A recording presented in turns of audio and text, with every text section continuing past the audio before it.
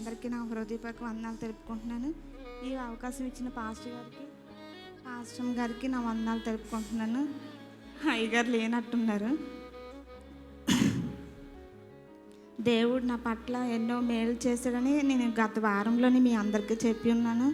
మరి నా భర్త గురించి, నా పిల్లల గురించి ప్రేయర్ చేయండి మీ అనుదిన ప్రార్థనలోని అని.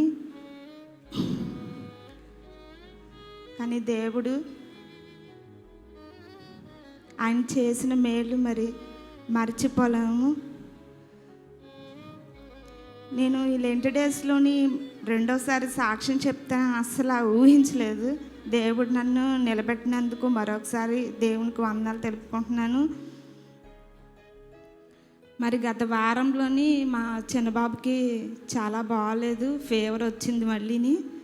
అయితే స్కూల్కి పంపించాను. ఇంటి దగ్గర ఉంటే అలా టీవీ చూస్తున్నాడు, నా మాట వినట్లేదని పంపించాను.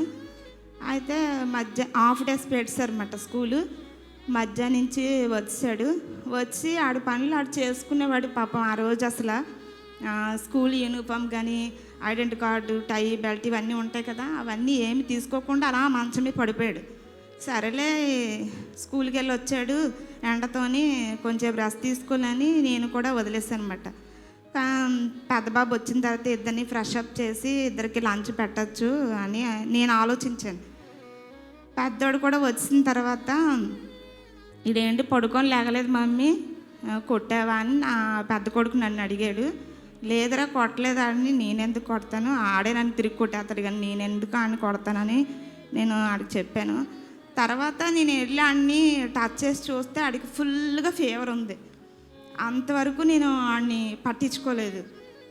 సడన్గా ఇంత జ్వరం రావడం ఏటా అని నేను వెంటనే ఫ్రిడ్జ్ వాటర్ అది తీసి తడిగుడు పెట్టి ఆయిల్లో వాటర్ వేసి అంతా నాకు తోచినంత వరకు, ఈ మధ్యాహ్నం టైంలో ఎక్కడికి వెళ్ళినా హాస్పిటల్స్ ఉండవు అనేసి నేను చేయవలసింది అంతా చేసి ప్రేయర్ చేసుకున్నాను. తండ్రి యేసయ్య, ఈ నెలంతా పిల్లలకు బాగుంటలేదు, నువ్వు ఇచ్చిన బిడ్డలకి ఇంత అనారోగ్యం పాలైపోతున్నారేంటి, నీ రక్తంలో కడిగి మన పోషిస్తానని నువ్వు సెలవిచ్చావు కదా అని దేవుడిని నేను మళ్ళీ ప్రేయర్ చేసి బాబు దగ్గర కూర్చొని అన్నీ చేశాను. అయినా ఆడు పాపం వణిగిపోతుంటే నేను మళ్ళీ మరొకసారి ప్రేయర్ చేసుకొని దేవుడు ఆలోచన నాకు తెలివినిచ్చాడు. ఇంట్లో మందులు ఉన్నాయి, నాకు అంత ఐడియా రాలేదు. వెంటనే ఆ మందులు తీసి బాబుకి వేసాను. కొంచెం తగ్గిందన్నమాట, లేచి ఆడుకున్నాడు. అయితే ఫుడ్ ఏమీ తీసుకోలేదు.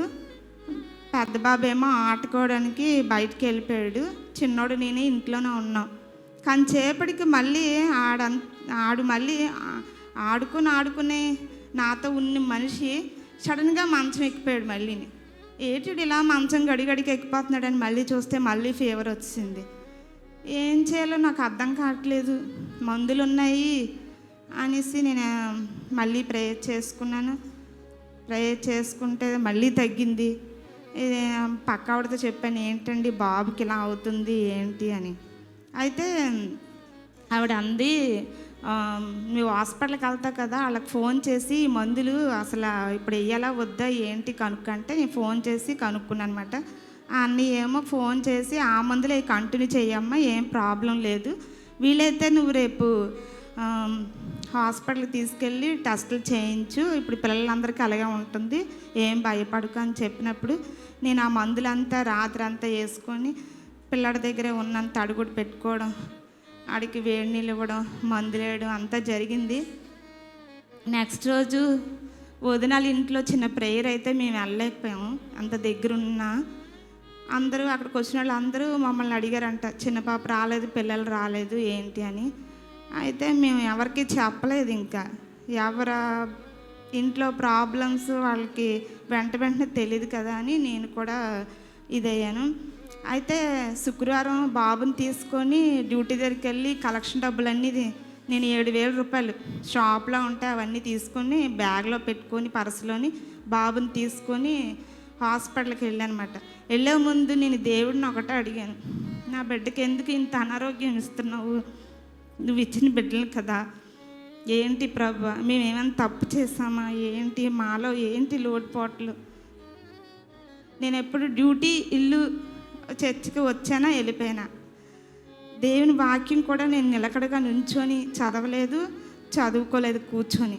కానీ ఈ మధ్యకాలంలో నేను దేవుడికి చాలా దగ్గరగా అయ్యాను.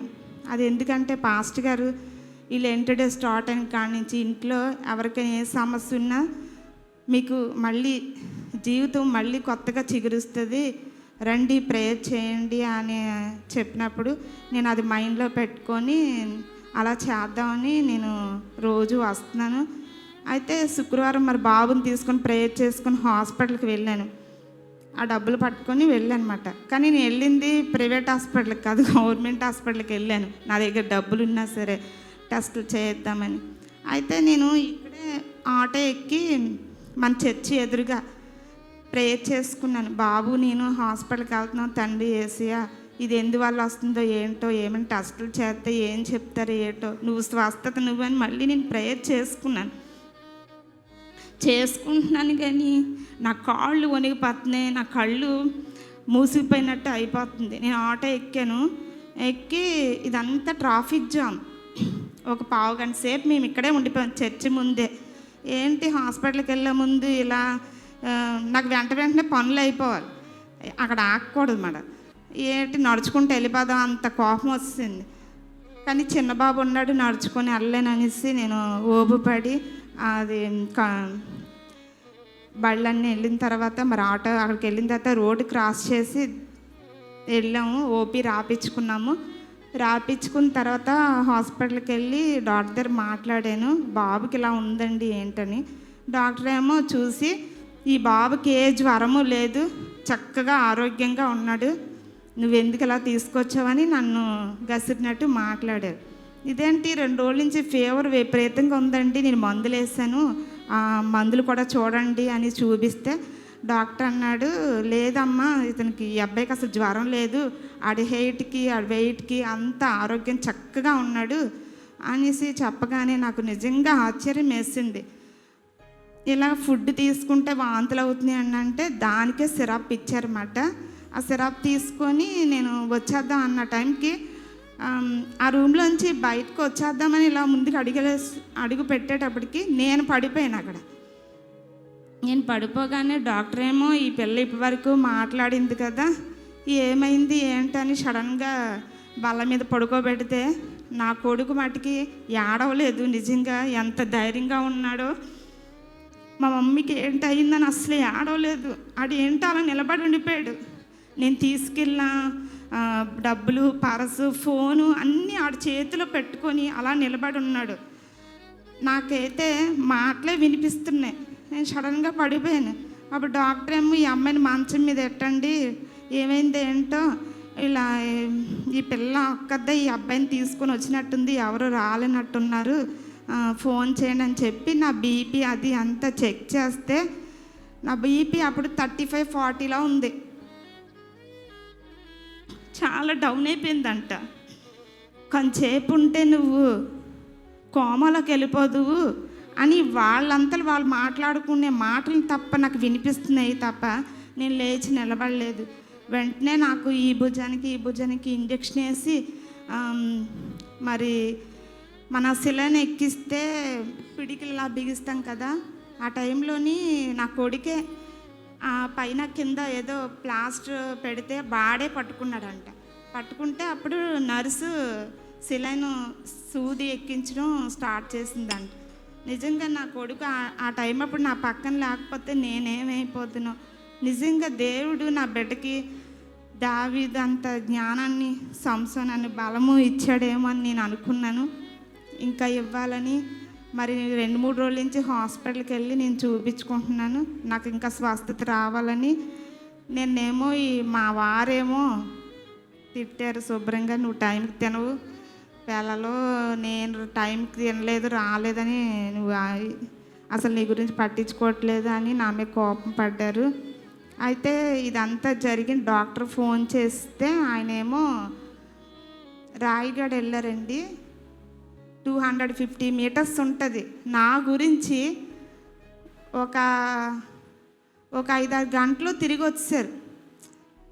ఏమైపోయింది ఏంటి డాక్టర్ నాకు ఫోన్ చేయడం ఏంటి, బాబుని హాస్పిటల్ తీసుకెళ్ళి తన బెడ్ ఎక్కడం ఏంటి, తన గ్లూకోజ్ ఎక్కించుకోవడం ఏంటి, బీపీ డౌన్ అవ్వడం ఏంటి అని ఆయన కంగారు పడిపోయి నా గురించి వచ్చారు. ఆయన నిన్న మళ్ళీ హాస్పిటల్ తీసుకెళ్ళి బ్లడ్ టెస్ట్ అని చేస్తే బ్లడ్ కూడా చాలా తక్కువ ఉంది, 7 పాయింట్స్ ఉందంట. తినాలి, టెన్షన్ పెట్టుకోకూడదు అనేసి డాక్టర్లు చెప్పారు. నేను చక్కగా ఆరోగ్యంగా ఉండాలి. దేవుని సన్నిధిలో ముందుకు వెళ్తుంటే సైతాన్ని మమ్మల్ని వేధిస్తుందేమో అని నేను అనుకుంటున్నాను. మేము తొట్టిల్లిపోకుండా మీ అనుదిన ప్రార్థనలో నన్ను జ్ఞాపకం చేసుకోండి.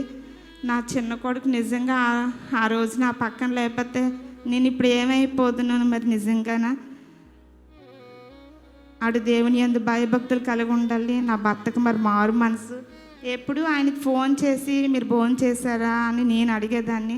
ఇప్పుడు రోజు తనే టైం మీద ఫోన్ చేసి నాకు తిన్నావా, టాబ్లెట్లు వేసుకున్నావా, వాకింగ్ చేయి అని నన్ను మాట్లాడుతున్నారు. అందుని బట్టి దేవునికి వందనాలు. ఈ చిన్న సాక్ష్యం దేవుడు దీవించిన గాక.